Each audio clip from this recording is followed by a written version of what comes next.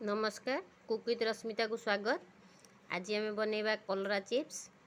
तापाई मु 6-7 medium size कलरा को काटिकी नहीं ताधे लुण आ हलदी गोली देती कंचा लंका छोट छोट खंड कर काटी पकई आपन चाहिए छेचिकी नहीं पारे। ताले बर्तमान चलतु ताधे रसुण छेचिकी देदेबा। बर्तमान से आम कॉर्नफ्लोर 5 ରୁ 6 चामच देदेबा। चाउल चूना 4 चामच दबा।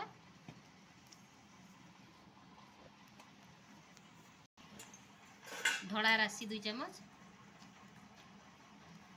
हलदी गुंड हाफ चामच कलर पाई कौन सी एथिरे कलर देनी।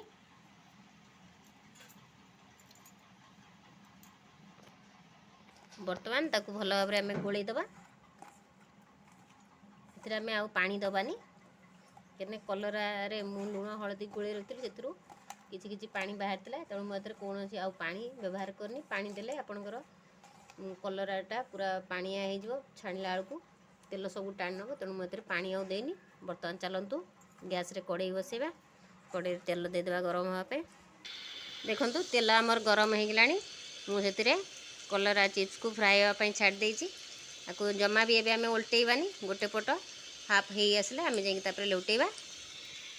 देखो आमर कलरा चिप्स हो आसला। बर्तमान आम तेल रू बाहर करदे आ बाकी थी कलरा चिप्स को एमती छाणी नवा। बाकी कलरा चिप्स को आम उपाय छाणी नवा। मन रखिए गैस फ्लेम को सब हाई रखिए ना आपणकर कलरा सब भितर कंचा रहा ऊपर पोड़ीज मुसमुसिया हेनी जमा भी।